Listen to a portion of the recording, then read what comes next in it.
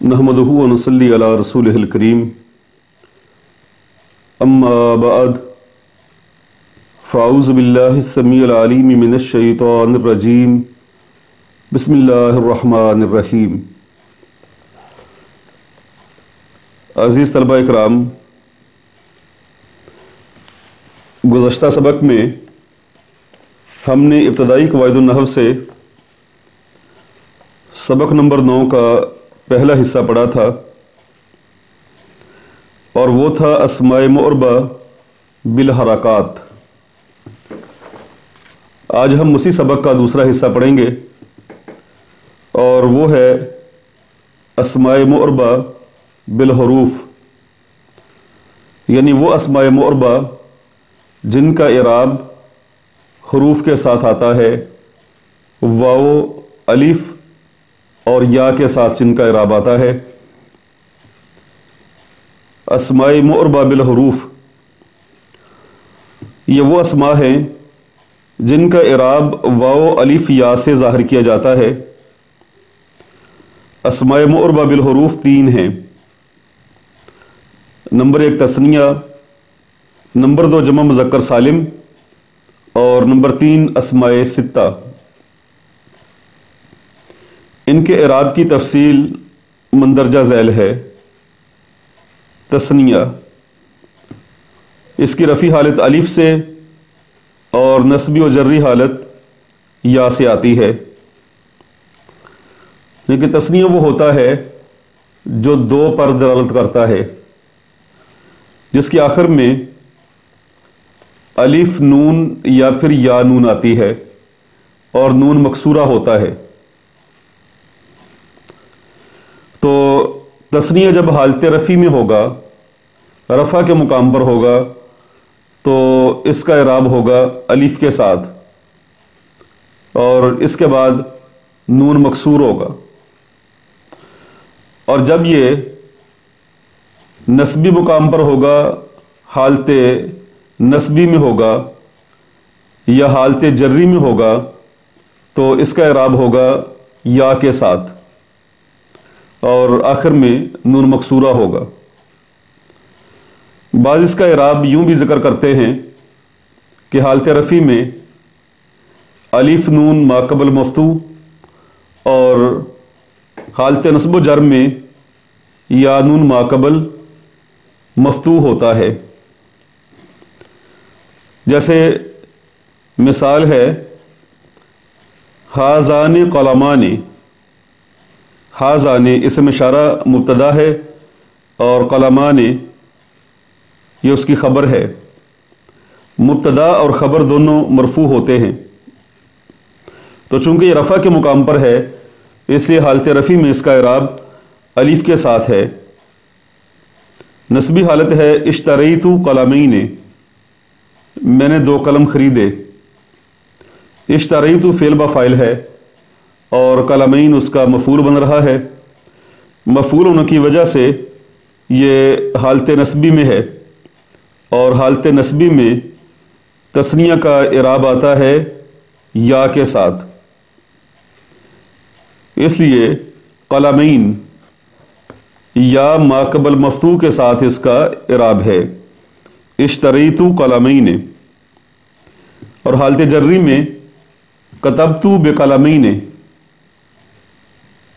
कि यहाँ कलमैन के शुरू में बा हर्फ़ जारा दाखिल है, तो बा हर्फ़ जारा की वजह से इसकी जर्री हालत है और जर्री हालत भी इसकी या के साथ है। बेकलमैने या माक़बल मफ्तू है। और दूसरा है जमा मुज़क्कर सालिम, यानी वो जमा है जिसमें वाहिद का सीगा सलामत रहता है। तो इसकी रफ़ी हालत वाव से और नस्बी व जर्री हालत या से आती है। यानी जब ये हालत रफ़ा में होगा तो रफ़ी हालत इसकी ज़ाहिर करेंगे वाव के साथ, और जब ये नस्ब व जर के मुकाम पर होगा तो इसकी नस्बी और जर्री हालत को ज़ाहिर करेंगे या के साथ। और यहाँ भी बाज़ जो है इराब इसका यूँ ज़िक्र करते हैं کہ حالت رفع میں واو نون ماقبل مضموم ہے اور حالت نصب و جر میں یا نون ماقبل مکسور ہے. تو جمع مذکر سالم جاء المسلمون، المسلمون جاء فعل ہے اور المسلمون اس کا فاعل ہے. تو فاعل ہونے کی اعتبار سے یہ رفعی حالت پر ہے، تو اس کا اعراب واو کے ساتھ ظاہر کیا گیا ہے جاء المسلمون. اور نسبی حالت میں رأیت المسلمین، رأیت فعل بفاعل ہے اور المسلمین یا ماقبل مکسور ہے. تو المسلمین یہاں جو ہے رأیتو کا مفعول بن رہا ہے اور مفعول ہونے کی وجہ سے اس کی نسبی حالت ہے جس کو یا کے ساتھ ظاہر کیا گیا ہے. اور جری حالت مررتو بالمسلمین، میں گزرا مسلمانوں کے پاس سے. تو یہاں مسلمین کے شروع میں با حرف جارہ ہے اور با حرف جارہ کی آنے کی وجہ سے یہ جری حالت میں ہے جس کو یا کے ساتھ ظاہر کیا گیا ہے. اسماء معربہ بالحروف، اس کی تیسری قسم ہے اسماء ستہ، یعنی 6 اسماء. اور وہ 6 اسماء کون سے ہیں؟ ابن جس کا معنی ہے باپ، اخن بھائی، حمن خامد یا بھائی کی، خامد یا بیوی کی طرف کے مرد رشتہ دار، فمن منہ کو کہتے ہیں، زو جس کا معنی ہے صاحب یا والا، ہنن شرمگاہ پر بولا جاتا ہے.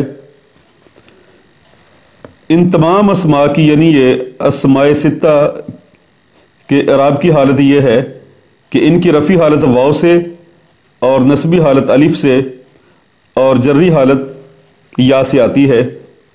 لیکن اس کا اعراب آئے گا چند شرائط کے پیش نظر کہ اگر یہ شرائط پائی جائیں تو یہ اعراب ہوگا، اور اگر یہ شرائط نہ ہوں تو ایسی صورت میں یہ اعراب بھی نہیں ہوگا.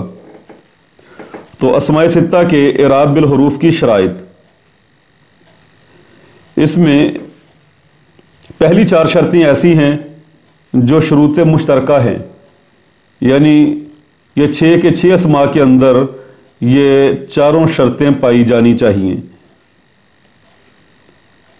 اس میں پہلی شرط یہ ہے کہ مکبر ہوں، مصغر نہ ہوں، یعنی ان کو مکبر ذکر کیا جائے، ان کی تصغیر نہ بنائی جائے، تو تب یہ اعراب بالحروف آئے گا. لیکن اگر اس کو مصغر بنا لیا جائے، اس کی تصغیر بنا لیں، جیسے ابن سے ابین بنا لیں، تو ایسی صورت میں اس کا اعراب بالحروف نہیں بلکہ اعراب بالحرکت آئے گا. جیسے ہم کہیں گے جاء ابین، رأیت ابین، مررت بابین، تو یہاں تینوں جگہ پر اعراب بالحروف نہیں بلکہ اعراب بالحرکت آ رہا ہے، اور اس وجہ سے کہ ہم نے اس کو مصغر بنایا. اور دوسری شرط یہ ہے کہ مفرد ہوں، تثنیہ یا جمع نہ ہوں. اس لیے کہ اگر یہ تثنیہ ہوں تو ان کا اعراب پھر تثنیہ والا ہوگا، جمع ہوں تو اعراب جمع والا ہوگا. جیسے تثنیہ کا اعراب کہ ابن سے ابوانے، تو یہاں جو ہے تثنیہ والا اعراب آ جائے گا کہ جاء ابوانی، رأیت ابوین اور مررت بابوین. نمبر 3 مضاف ہوں. مضاف ہوں تو مضاف میں بھی شرط یہ ہے، جو چوتھی شرط ہے، کہ مضاف یائے متکلم کے غیر کی طرف ہوں، یعنی یائے متکلم کی طرف مضاف نہ ہوں، یائے متکلم کے علاوہ اور کسی کی طرف مضاف ہوں، جیسے کاف ضمیر کی طرف ہے یا ہو ضمیر کی طرف ہے. تو اگر یائے متکلم کی طرف مضاف ہوں تو اعراب تقدیری ہو جائے گا، کہ جیسے جاء ابی، رأیت ابی، مررت بابی، تو تینوں حالتوں میں اعراب تقدیری ہو جائے گا. تو اس سے شرط یہ ہے کہ یہ مضاف ہوں لیکن مضاف یائے متکلم کے غیر کی طرف مضاف ہوں. اور اس کے بعد 2 شروط ہیں، شروط مختصہ، یعنی یہ 6 اسماء کے اندر نہیں پائی جاتی بلکہ یہ بعض اسماء کے ساتھ خاص ہیں۔ جیسے پہلی شرط ہے وہ ہے فمن کے اعتبار سے کہ فمن کے اعراب بالحروف کے لیے 5ویں شرط یہ ہے کہ یہ میم کے بغیر ہو، یعنی فمن یہ میم کے بغیر ہو، جیسا کہ نیچے یہ مثال لکھی ہے ہاذا فو کا، تو میم کے بغیر لکھی۔ اور اس طرح دوسری شرط جو ہے وہ زو کے ساتھ خاص ہے کہ زو کے اعراب بالحروف کے لیے 5ویں شرط یہ ہے کہ زو بمانی صاحب ہو، بمانی الذی نہ ہو، اس لیے کہ عرب کے اندر زو الذی کے معنی میں بھی آتا ہے، جیسے قبیلہ بنو طے کے لوگ زو کو الذی کے معنی میں استعمال کرتے تھے۔ الذی جو اسم موصول ہے جس کا معنی بنتا ہے جو یا جس، تو شرط یہ ہے کہ زو الذی کے معنی میں نہ ہو بلکہ زو جو ہے صاحب کے معنی میں ہو، والا کے معنی میں ہو۔ اور چھٹی شرط یہ ہے کہ یہ اسم جنس کی طرف مضاف ہو۔ آئیے مثالوں کی طرف۔ ابن، جاء ابو کا، آیا تیرا والد۔ تو یہاں ابو یہ کاف ضمیر کی طرف مضاف ہے اور حالت رفع کے اندر ہے، جاء فعل ہے اور ابو وہ فاعل بن رہا ہے، تو فاعل رفع حالت میں ہوتا ہے تو رفع حالت اس کی واو کے ساتھ ذکر کی گئی ہے۔ رأیت ابا کا، میں نے دیکھا تیرے والد کو۔ رأیت فعل با فاعل ہے اور ابا یہ مفعول بن رہا ہے، مفعول کی نسبی حالت ہوتی ہے، اس سے نسبی حالت کو الف کے ساتھ ذکر کیا گیا ہے۔ مررت بے ابی کا، مررت فعل با فاعل ہے اور بے ابی کا، ابی اس کے شروع میں با حرف جارہ داخل ہے، اس لیے اس کی یہ جری حالت ہے، تو جری حالت اس کی یا کے ساتھ آ رہی ہے۔ اسی طرح باقی مثالیں ہیں، جیسے اخن، حاذا اخو کا، یہ تیرا بھائی ہے۔ لقیت اخا کا، میں تیرے بھائی سے ملا۔ سرت مع اخی کا، میں تیرے بھائی کے ساتھ چلا۔ حمن، حاذا حمو کے، یہ تیرا دیور ہے۔ لقیت حما کے، میں تیرے دیور سے ملا۔ احتجبی من حمی کے، تو اپنے دیور سے پردہ کر۔ فمن، حاذا فو کا، یہ تیرا منہ ہے۔ نظف فا کا، اپنے منہ کو صاف کر۔ نظرت الی فی کا، میں نے تیرے منہ کی طرف دیکھا۔ ذو، حامد ذو العزمی، حامد عزم والا ہے، ہمت والا ہے۔ لقیت ذا العزمی، میں عزم والے سے ملا۔ قلت لذی العزمی، میں نے عزم والے سے کہا۔ تو یہ اسماء ستہ مکبرہ کی 6 مثالیں ہیں کہ اسماء ستہ مکبرہ کا اعراب حالت رفع میں واو کے ساتھ، حالت نصبی میں فتح کے ساتھ اور حالت جری میں حالت نصبی الف کے ساتھ اور حالت جری یا کے ساتھ آتی ہے۔ دوبارہ سن لیں، حالت رفع واو کے ساتھ اور حالت نصبی الف کے ساتھ اور حالت جری یا کے ساتھ آتی ہے، یعنی اس کا اعراب بالحروف ہے۔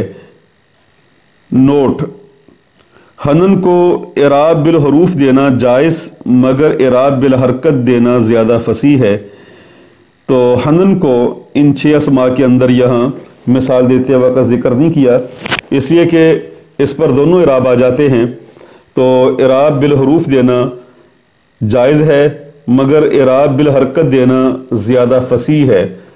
سبحان ربک رب العزت عما یصفون۔